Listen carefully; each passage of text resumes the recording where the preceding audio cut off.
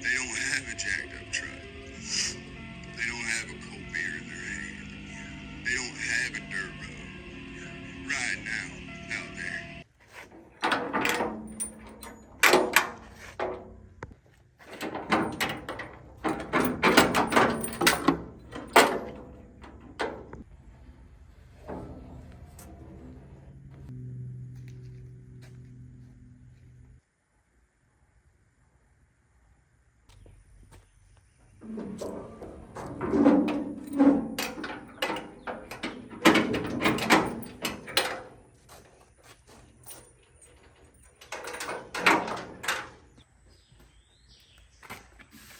I can't believe that this beautiful truck belongs to me.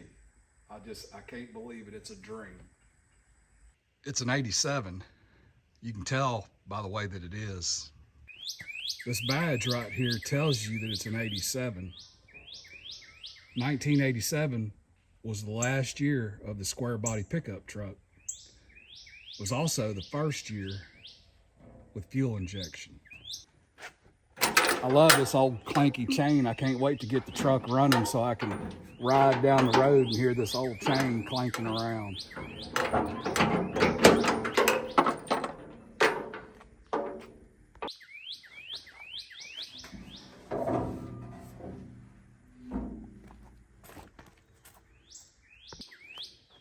Still got the original oak flooring, although it's turned to dust. I believe one of the owners of this truck, maybe the original owner, was a painter. You can tell it's house type paint splashed all in the bed. Paint splashed all over the tailgate too. That old guy who had this truck, he probably made a real good living with it. This truck is a base model truck. There's not very many options on it.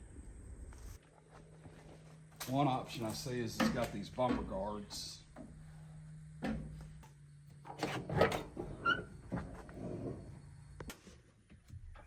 It's got air conditioner, and believe it or not, that was an option. And it's got AM/FM stereo with cassette. This was also an option. This truck didn't have the gauges either. All it has is these warning lights. It has a speedometer and a fuel gauge. I really like this seat too. This is vinyl, and it's kind of a dark brown color. Hopefully I can find a replacement seat cover just like this and the same color.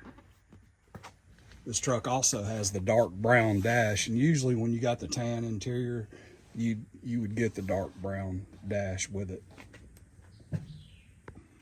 This truck didn't have carpet in it. It has the rubber floor. Also, you see the big hole there. This had the SM465 4-speed transmission in it. Right now, it doesn't have any transmission or transfer case or engine. This truck has another major issue. This frame has been welded all the way from here to here. There's another crack and weld right here. There's a huge repair on the frame right here. Here's a close-up of that plate. Here's another view. That's the front axle. Here's the plate. Here's the fuel tank. Here's what the repair looks like inside the frame rail. This is the transmission cross member right here. The truck's got a pretty good lean. You can see it sloping down. One of the owners tried to compensate for this frame by installing longer shackles on this front leaf spring. This is the driver's side. This is the factory leaf spring shackle right here. passenger side frame rail's in good condition, front to back. This is the front passenger side frame rail. There's no damage at all on it. The floors are in this truck are in perfect condition. This is your passenger side. That's your inner rocker right there. Here's the tunnel. The driver's side's covered by that heat shield, but there's no rust whatsoever. These cab corners are solid. The rockers are solid. Passenger side cab corner, rocker. I'm gonna start looking for a frame or a frame rail. This truck came with these really nice wheels and Super Swamper TSLs. Let's see what size they are. 38.5 by 15. This truck has a pretty nice lift kit. It's a 6-inch all springs lift kit. Found this decal. It's a Super Lift suspension systems. It's got a 3-inch body lift also. You can tell by this gap here. I want to keep this original bumper, so maybe I can build new brackets or maybe put a spacer here. I think new brackets would look better, putting the bumper back where it goes. You can see the gap a little bit better here.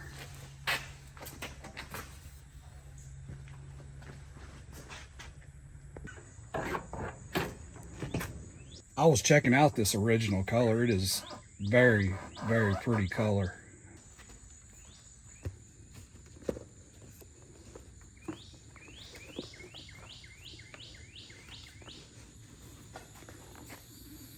So looking at this color chart here for the 1987 light duty truck exterior colors, 10, 1500, and 3500 series.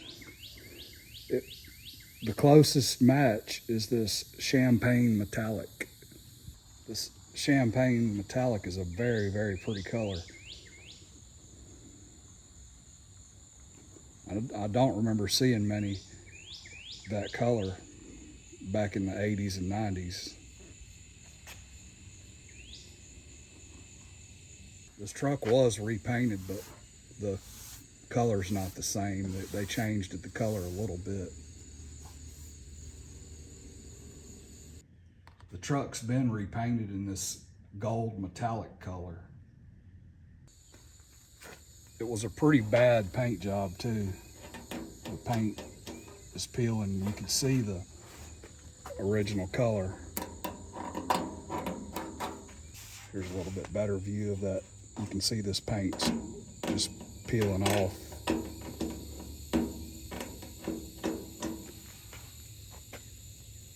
You can tell it was a backyard paint job though. There's runs, run here on the driver's door. There's a big run here by the fuel door. There's a close-up of that run. All the clear coat's peeling off the top of this fender. These doors shut pretty good.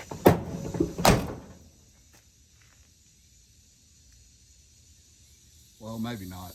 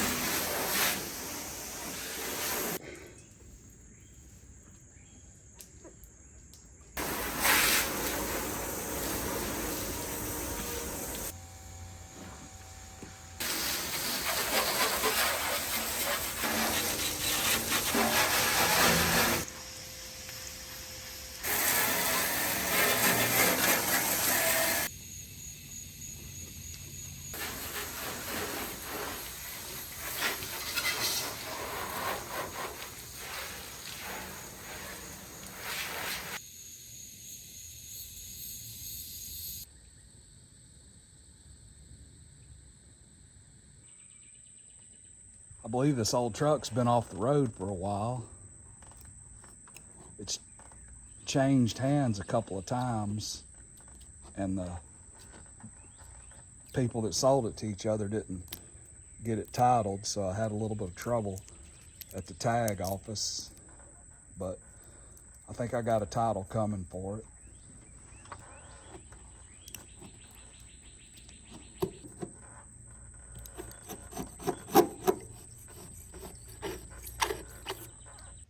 I've never owned a gold colored car or truck, but I really, really like it. Here's something I've never seen before. This truck still has the tool tray in it.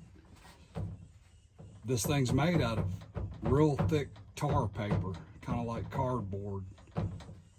I guess they didn't hold up too well, so I guess people just ripped them out and threw them away after a while. But this truck still has it.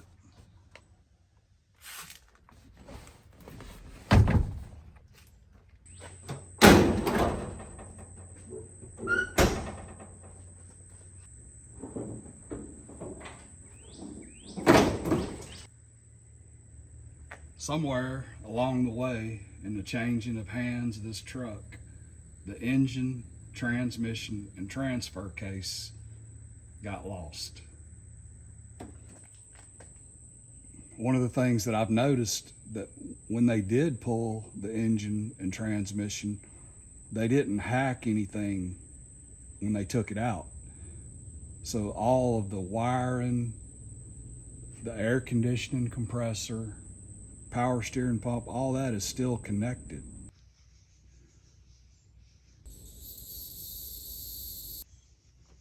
This is the harness for the throttle body. Since none of the wires and all have been cut, I'd like to find a donor TBI that I could just drop in here.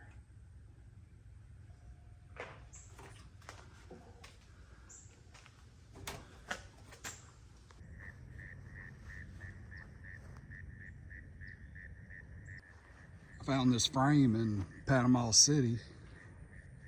While I was over there, it brought back some good spring break memories.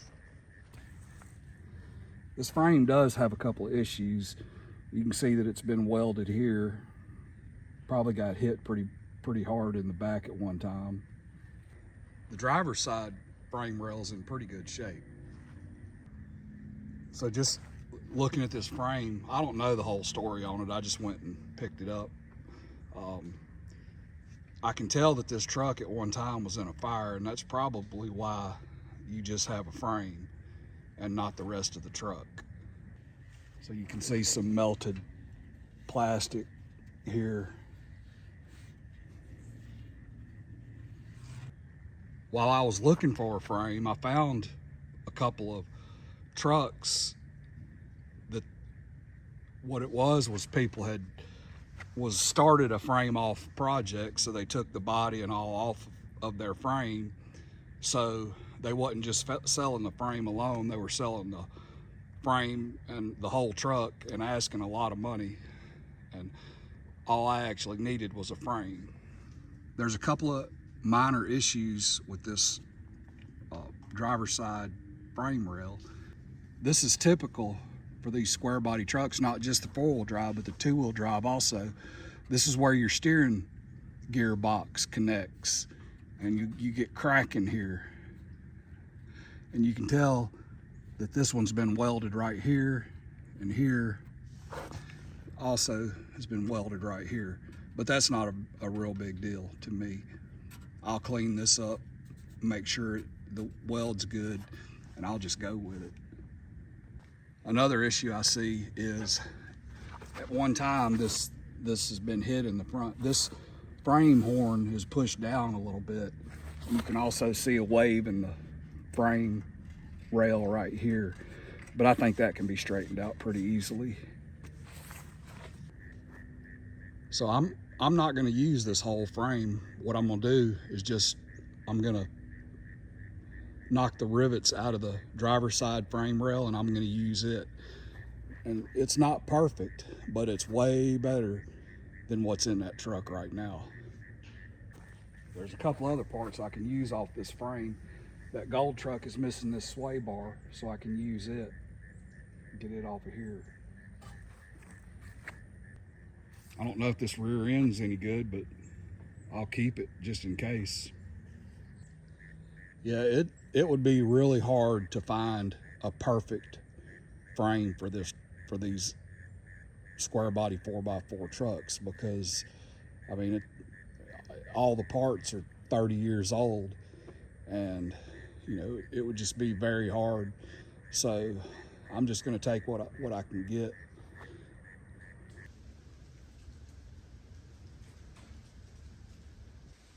I didn't set out to buy a 1987 model frame, but I'm pretty sure that this is an 87 model. This is the clamp for the 87 model fuel injection fuel filter. This is how the fuel injection fuel filter mounts in the frame rail. This frame is also from an automatic truck. You can see this ball socket for the shift linkage right here. Here's a close-up of that ball socket. Now, I've never done this type of work before. I've never did any kind of frame work, rivet work, so this will be my first time. There's 25 rivets holding this frame rail to these cross members. There's 19 of these large rivets.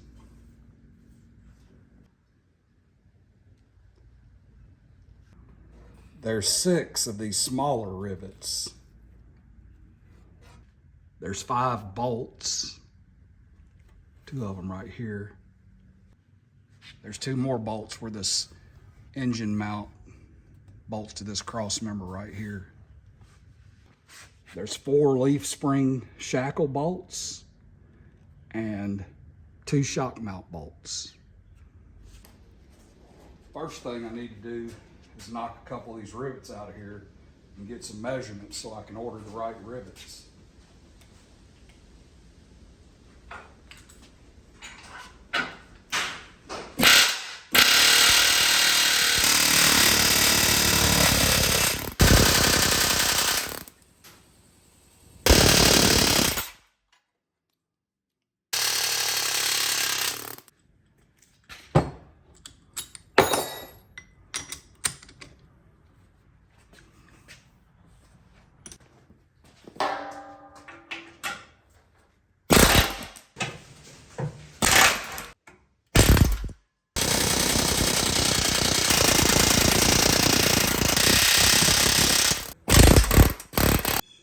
There's the first 5, only 20 more to go.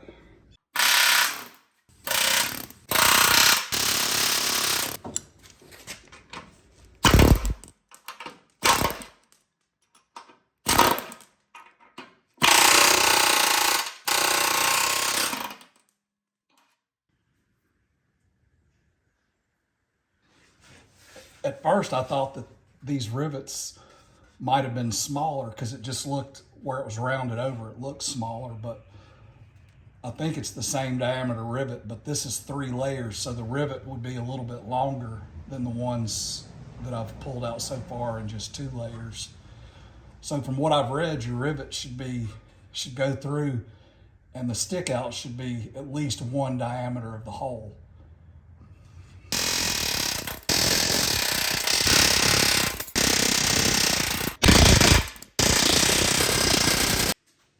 These 4 don't want to come out. I guess it's because of these 3 layers.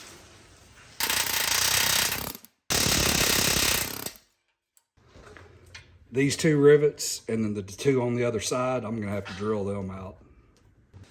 I'm gonna go on and knock the head off of these 2 rivets. I got 6 rivets here to get. I'll get them next.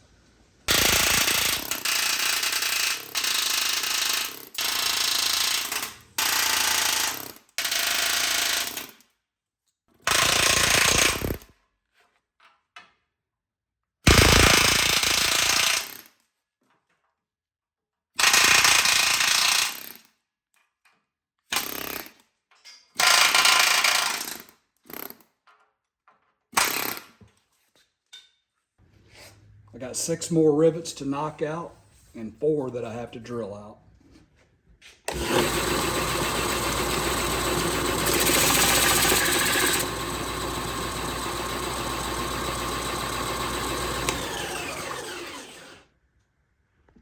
Guess I'll get these 2 easy ones. So this is what I've learned about taking these rivets out. They come out pretty easy. So what you got to do is let the tool do the work. You don't want to push real hard.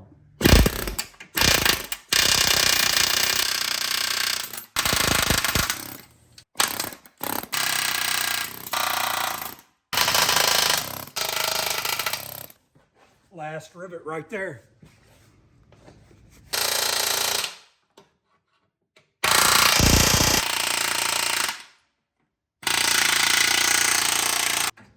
This one's been a little stubborn.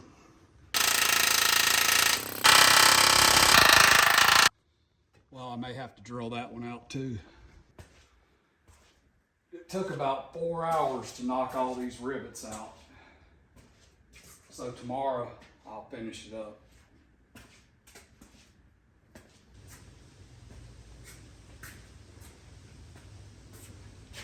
See if I can finish getting this frame rail off. And we'll start by drilling out these 4 rivets.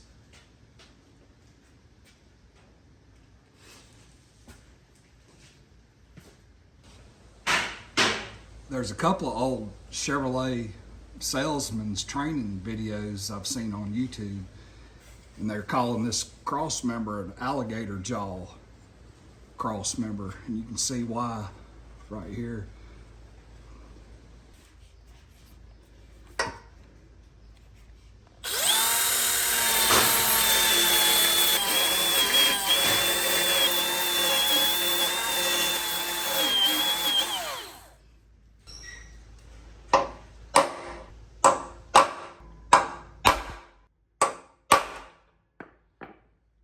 Those rivets are in there. I hope I can drill them out.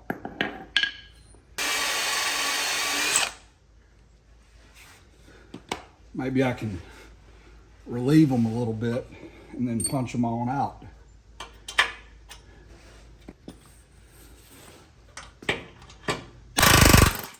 That worked well, so that's what I'm gonna do. I'm gonna drill these a little bit to relieve them and then punch them on out.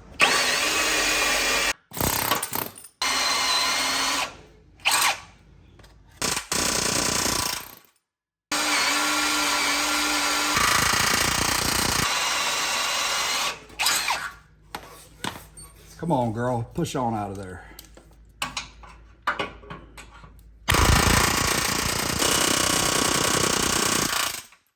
These 3 cross members are disconnected now. This one, and this one. So I'll just keep moving my way towards the front. This is another alligator jaw cross member right here. And it had the 6 rivets in it, but it's also bolted. So it's bolted here, here, and then there's one more. Yeah, one more in the back, and then it's bolted here and then on the other side. And this is where your cab mounts to the frame, right here.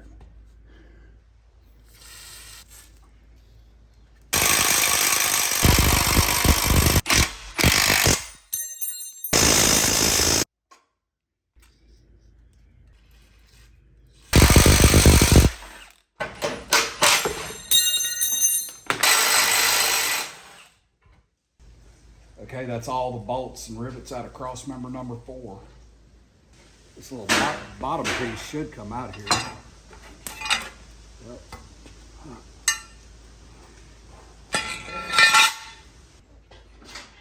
I'll put these bolts in here so I don't lose them or get them mixed up. Next thing I got to get off is this engine mounting bracket. It's bolted with 6 bolts.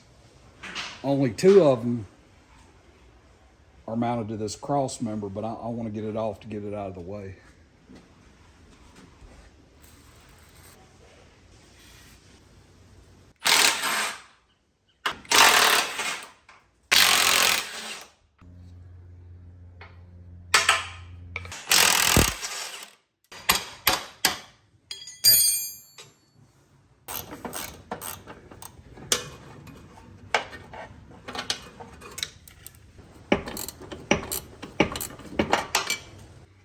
This last bolt just kicked my butt.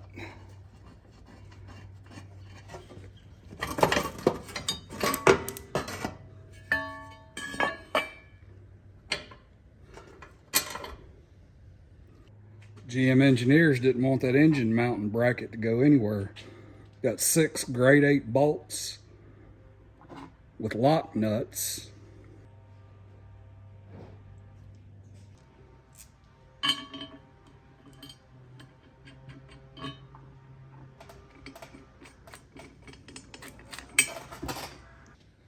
This engine mounting bracket has a date stamped into it. 3/26/87. So all the frame rail fasteners are out now. So I'm gonna knock off these little brake lines, vent tube here. That's gonna hang me up.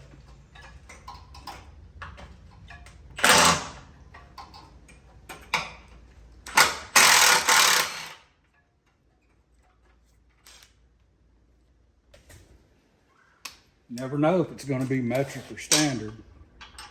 Turns out this one is metric.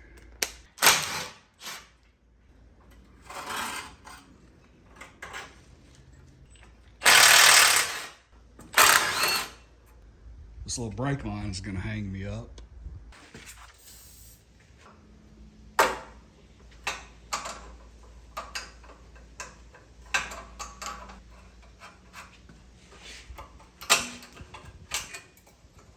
I'm gonna get these shocks off next.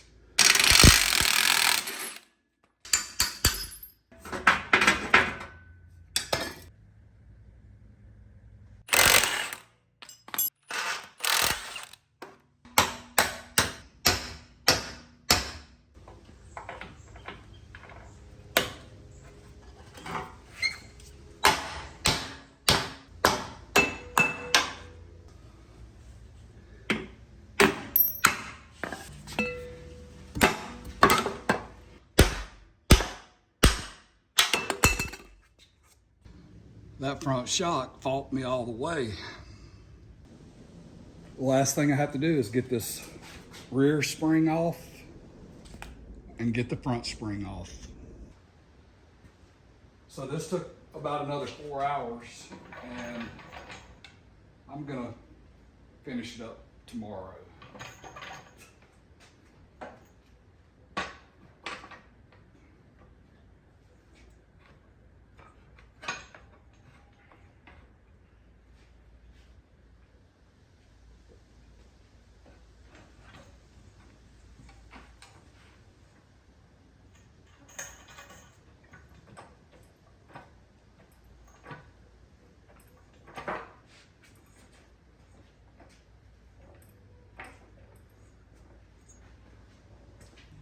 Here comes Pawpaw.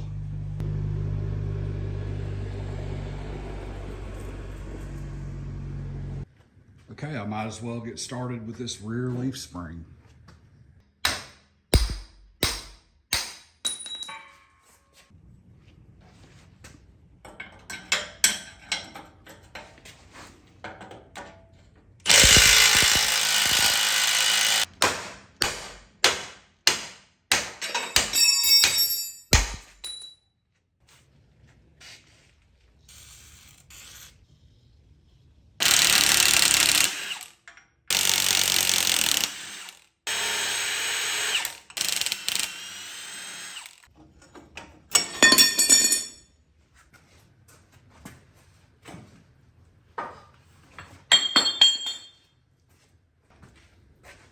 I'm gonna get this sway bar next.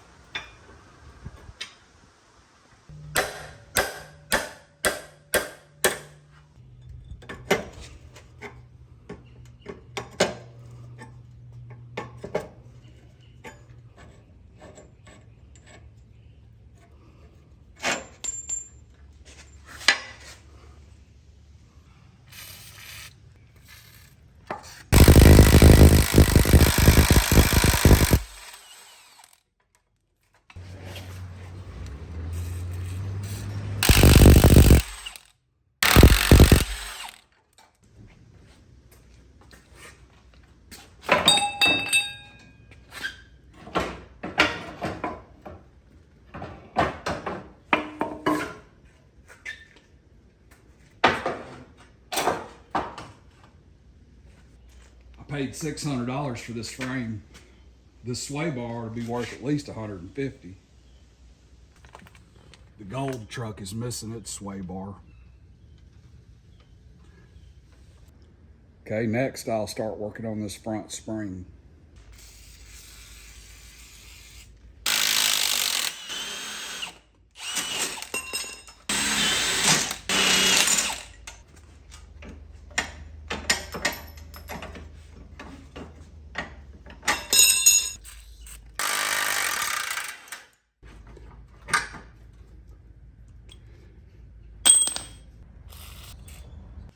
This should be the last 2 bolts.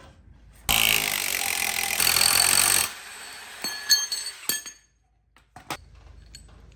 also need this shackle for the driver's side of the gold truck.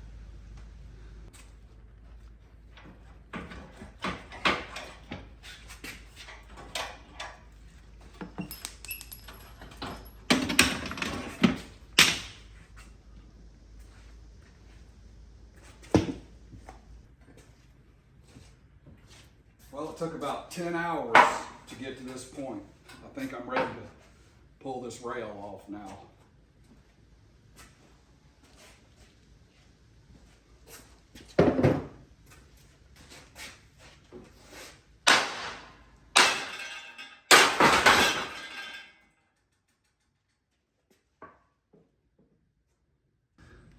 I don't know what kind of nut this is, but I'm gonna use it and make a jack out of it for when I go to install the rivets in the frame.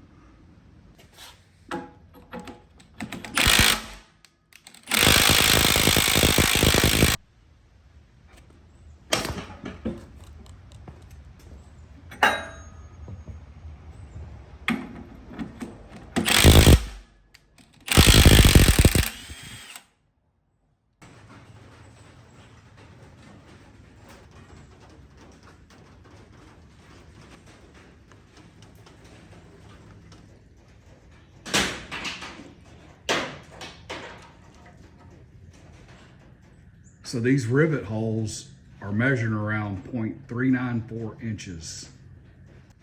So that 0.394 inches is slightly bigger than 3/8, but smaller than 7/16. And when you order these, I was looking online, these rivets, they come in nominal sizes. You can get 3/8 or 7/16, ½ inch, 1/4 inch. So I need 3/8 inch rivets. So this is where the third cross member from the rear connects. And you have a double plate here, and there's a triple plate here. This double plate, they measure around 0.283 inches, and the triple plate is measuring around 0.439 inches. So what I did, I ordered some 3/8 by ½ inch rivets, 3/8 by 3/4 inch rivets, and 3/8 by 1 inch. So I was watching some Pakistanis repair some frames, and you know, I was reading that your stick out should be at least 1 diameter of the rivet.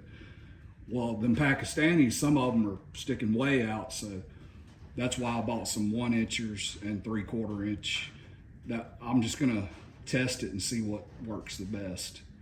And I also bought a bucking tool to fit into my air hammer. So we'll see how all that works.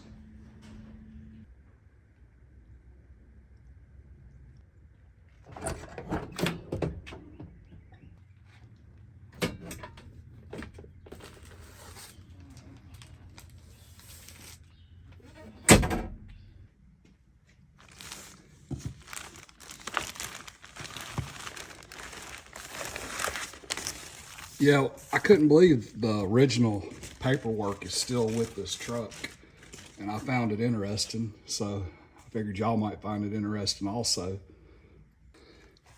So we've got the original tire warranty, the GM protection plan, information, warranty and owner assistance information, maintenance schedule for light duty trucks, and the original owner's manual. So here's the protection plan brochure, and here is the agreement from the dealer. I blocked out the original owner's name, but he signed it right here on January 6, 1987, declining the protection plan. This is the sales agreement here.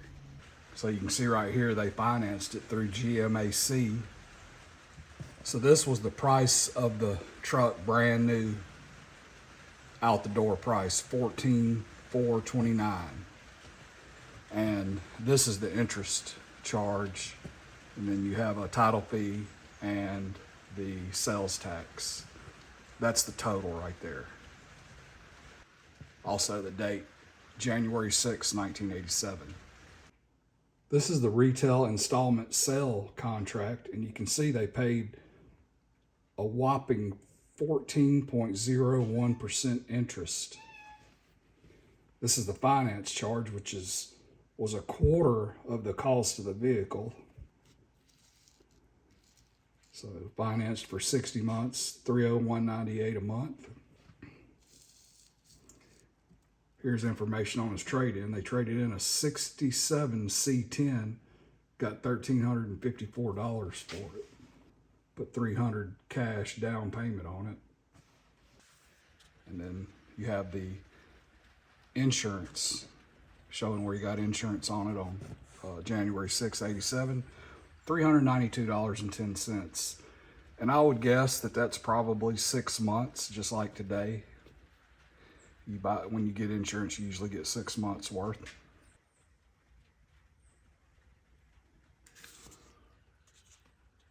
This is pretty interesting. The dealer put a little sticker on this warranty information card. We do not loan cars.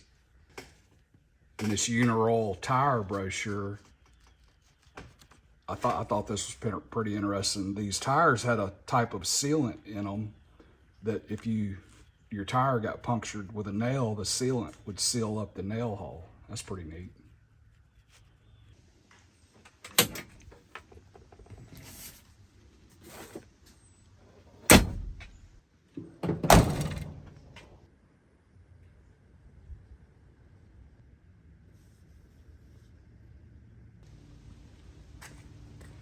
Well, now I got to get started on getting this body off of here.